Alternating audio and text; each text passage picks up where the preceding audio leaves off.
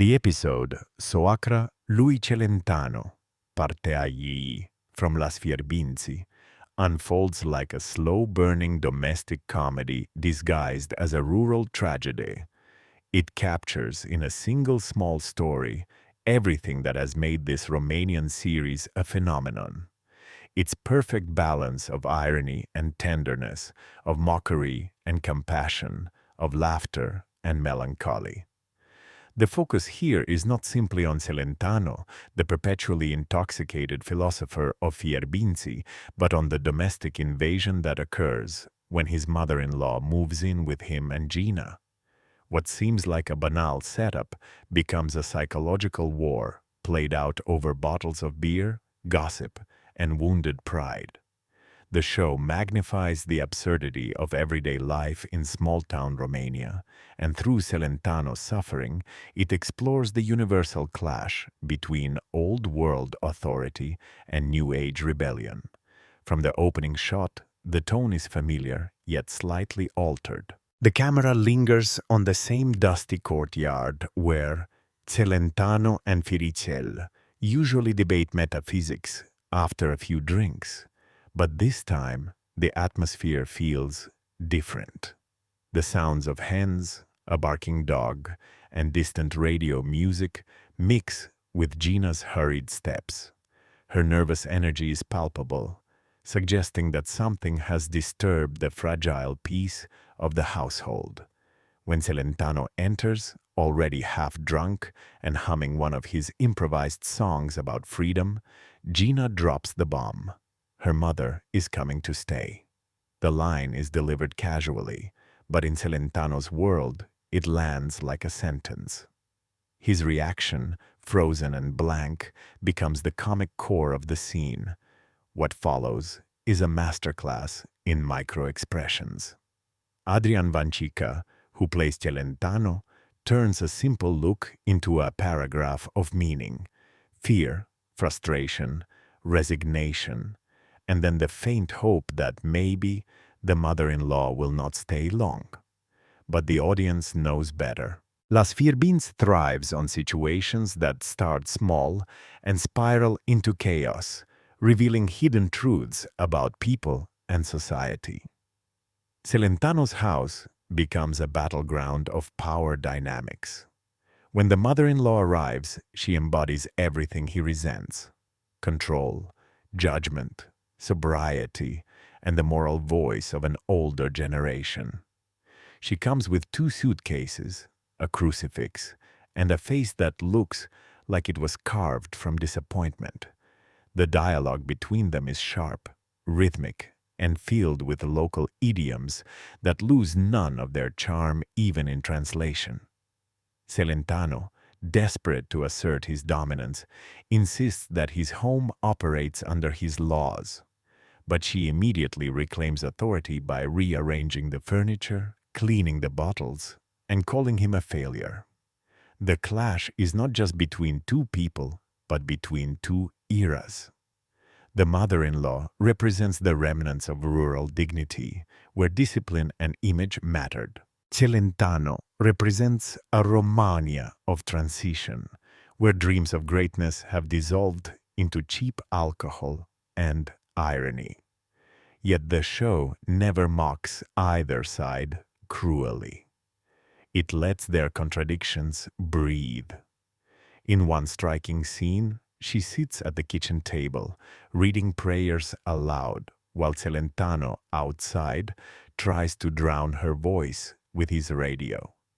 The juxtaposition is both hilarious and heartbreaking. A portrait of a man caught between rebellion and dependence. The writing here demonstrates Las Fierbinți's greatest strength, turning small domestic friction into social commentary.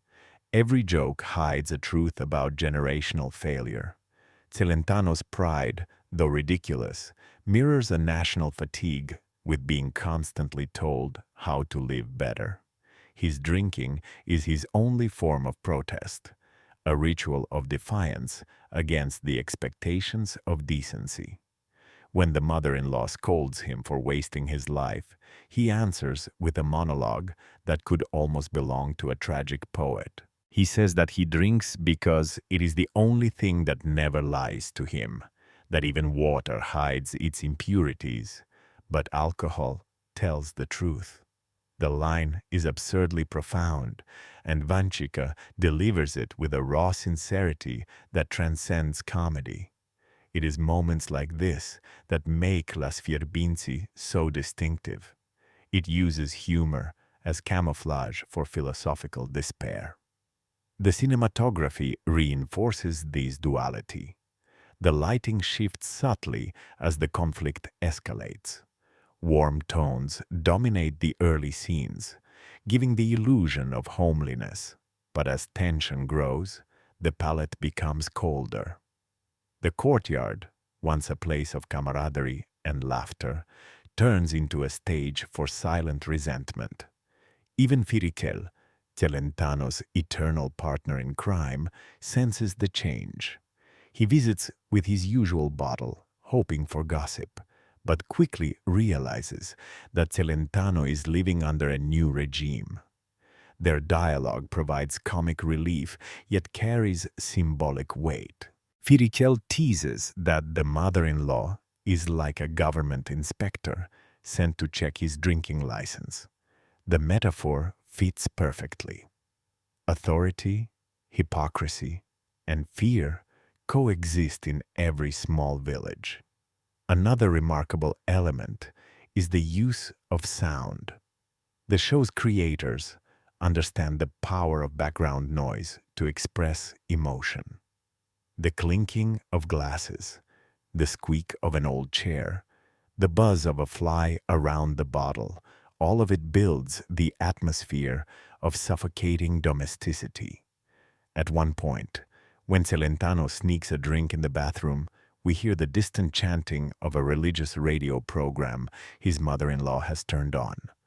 The overlap of the two sounds becomes a metaphor for the war between sin and morality, pleasure and judgment. What elevates this episode beyond simple sitcom territory is its emotional layering. Despite the mockery, there is genuine sadness in Celentano's downfall. He is not just a drunk, but a man trapped in a cycle of self-sabotage, constantly reminded of his failure by a society that offers no escape. The mother-in-law, for her part, is not purely a villain. Her criticisms, however harsh, stem from concern for her daughter. She wants stability, cleanliness, a man who works, not a philosopher of the bottle. Yet she fails to see that Celentano's brokenness is not laziness, but despair, a despair inherited from decades of disappointment. In a subtle twist, the show hints that she, too, is lonely, that her authority masks her fear of irrelevance. One of the most touching scenes occurs late at night. Everyone is asleep except her. She sits alone, looking at an old photograph, perhaps of her late husband. For a moment, we see her vulnerability, and it reframes her hostility as grief. This brief tenderness makes the coming confrontation even more powerful. The next morning, Celentano wakes up to find his beer stash missing. Panic ensues. He accuses Gina of betrayal, only to discover that her mother poured everything down the sink. The argument that follows is chaotic.